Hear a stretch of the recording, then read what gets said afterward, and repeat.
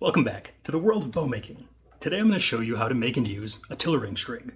So this tutorial is designed for string materials with known breaking strengths.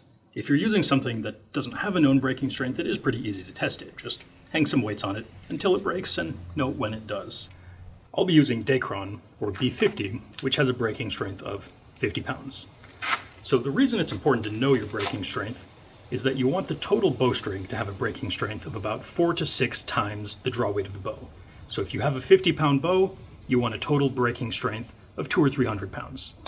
Now, when it comes to Tillering strings are under a lot more wear and tear, so we're going to make it a lot stronger. I like to go about 10 times the draw weight of the bow, or even higher.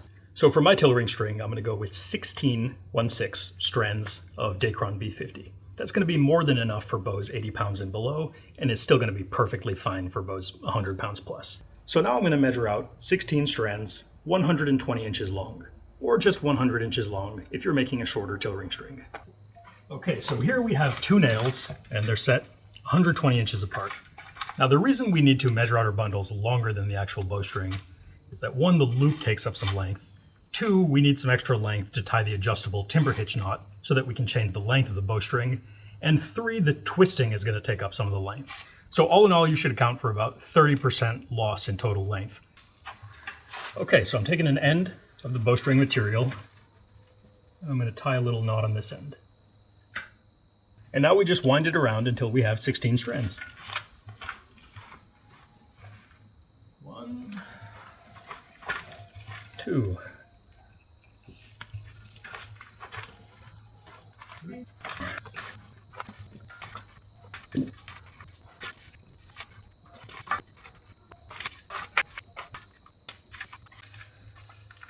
Now once you're done, I like to tie off the string, but you don't strictly have to. So now what we've got to do is cut the strands at the end, and that's going to give us 2 bundles of 8 strands each. All right, now let's cut these and keep them from tangling. Now immediately take your bundles and get them apart, because they're really going to want to tangle. So in case you've never made cordage before, let me just show you the basics with some string. So if you've ever twisted up some string, you may notice it starts to want to double up on itself like that. Kind of starts to naturally make string. If you keep that going, you have the beginnings of a reverse twist string. The basic idea here is that we're twisting each strand in one direction, and then we're counter-twisting the strands in the opposite direction. Twist, counter-twist, twist, counter-twist, twist, counter-twist. And all of this opposite twisting just makes it so that the individual strands hug each other tightly and hold together the shape of the string.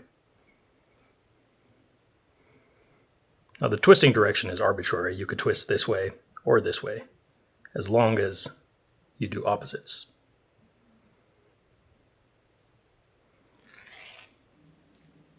So now I'm going to wax the strings, but I should have done this a little earlier. And you'll see this just helps keep the strings stuck together. Also start from the middle and pull to the ends, that way it won't cause a big tangle. Now as it is, all of the threads are ending at the same spot, but what we want is for them to taper nicely, sort of like a paintbrush. So what I'll do is take the last 6 inches or so, and I'm going to cut these all to different lengths, sort of randomly, while staggering them, and that should give us a nice tapered effect. Now later on, when we tuck this string back into the main string, you're going to see why it's important to have the nice taper, and how that makes it look so much better. And we'll do that same thing to the other side.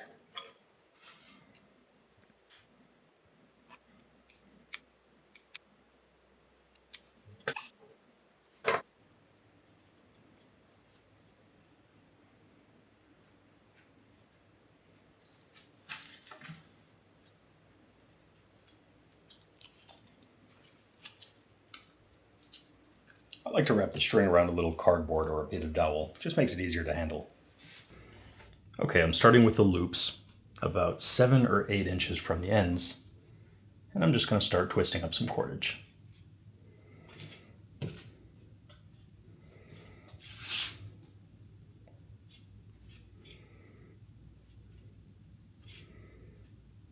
Now, every 5 or 6 turns, you're going to want to untangle your lines. That's why it's super helpful to wrap them up. Just twist, counter twist, twist, counter twist, twist, counter twist, untangle. Now we're going to keep going until we have enough string to make our top loop, and that's not enough. At this point, I'm twisting and counter twisting about as tightly as I can because we want the loop to be really sturdy. Later on, as we get further down the string, we'll relax the twisting a little bit. Okay, we're almost there. A little more, maybe 2 or 3 more loops.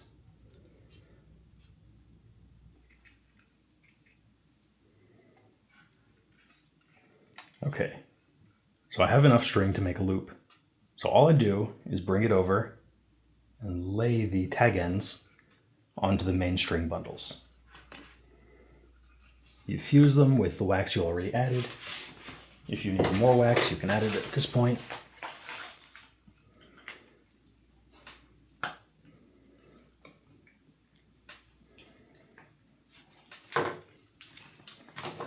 All right, so we're going to pinch that spot and twist tightly.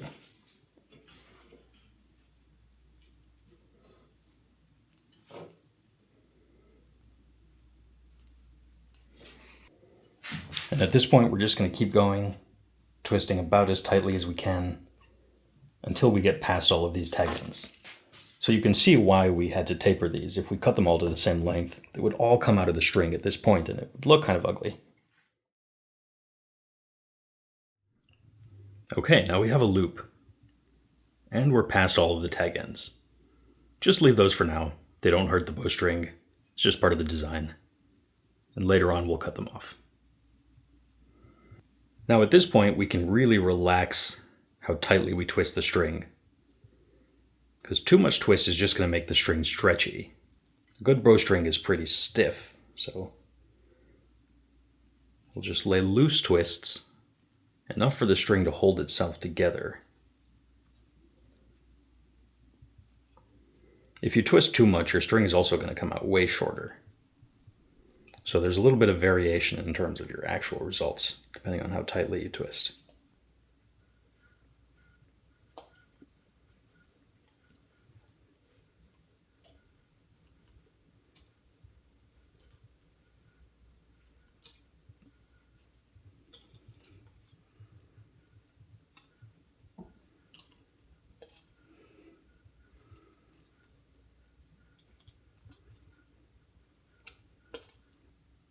Okay, I'm getting closer to the end now. There's about 1 yard. So at this point, I'm going to start twisting much tighter because this is where we're going to be tying our adjustable tillering hitch. This portion of the string is going to be under a lot more wear and tear. So a tighter twist is going to help hold it together and keep it from unraveling. Just so you can see the difference, here's the new tighter twisting. And here's how it was before. Now, if you're making a bowstring and not a tillering string, you can start twisting tighter about 10 or 12 inches from the tips. The reason we're twisting so far is that we can use the timber hitch to adjust the length of the tillering string. So we need a longer section of tighter twisted area where we can tie knots.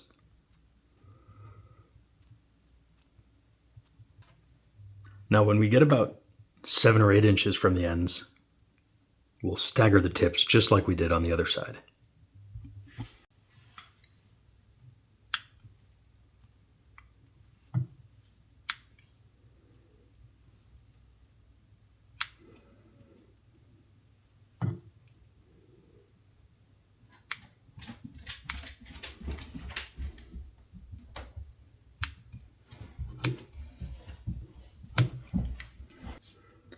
Before I finish out the tips, I like to wax them. It just helps to hold that rat tail together.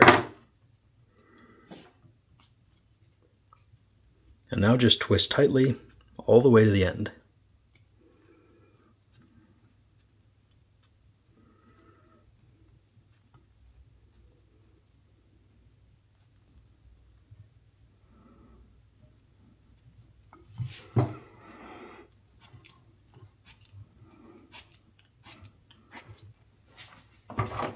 Okay, now we're all done, and we can snip off the tag ends.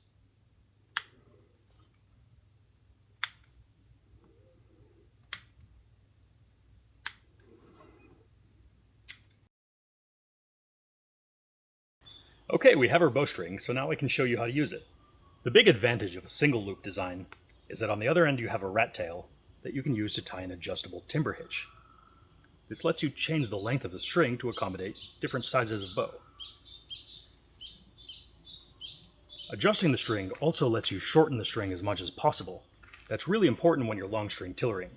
If you have a lot of slack on the string, that's going to show you unrealistic string tip angles, and it's also going to show you a different bend shape. If you keep the long string tighter on the bow, you'll see more realistic string tip angles and a tiller shape that corresponds more closely to what you're really going to see when you put a real bowstring on the bow. So here's how I tie a timber hitch. I'm going to make the loop a little bit exaggerated so you can see better. So you start by making a loop, just like that. I would really do it a little smaller. Twist the loop, and now go through twice. 1, 2. And now just cinch it down and keep the knot neat. There you have it. If you need to shorten the string, just tie a new timber hitch a little further below.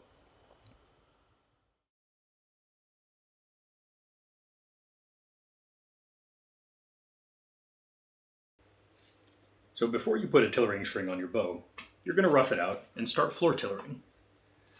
So here's a bow I've been floor tillering for the last couple of weeks. It's still very stiff, and you can see the tips only move less than a few inches. So this one's not quite ready for the long string yet. I'm going to keep floor tillering it till I get a little more movement, and then I'll throw the string on there. Now here's a bow I've been long string tillering. So let me show you how I get the string on there. I like to put the loop on the top and the timber hitch on the bottom, but that's totally arbitrary. You can do the opposite if you'd like. So I set the loop on the top, flip the bow around. The string's still a little stretchy because it's brand new, but it'll lose a little bit of that. And now I tie my timber hitch, aiming to make the string about the length of the bow. Not so short because then we'll have to brace the bow, but not long enough that there's too much slack. Alright, this is perfect. The string is just about the length of the bow, not too tight, not too loose. Now when should you brace? I like to do it past 20 inches of draw. Some bowyers do it around 16, sometimes I do it as late as 22 or 24. The advantage of bracing sooner is that you'll have more control over the tiller shape of your bow. The advantage of bracing later is that you'll have more control over set. Alright, see this string slack? It's a little lower than I like. I'm going to shorten this up a little bit.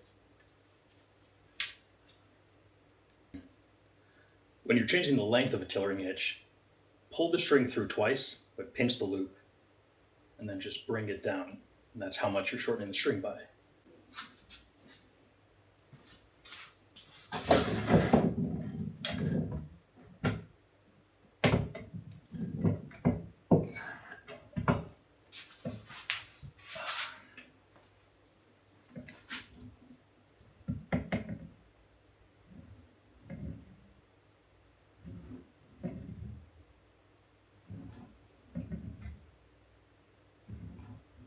Okay everyone, that's all for today.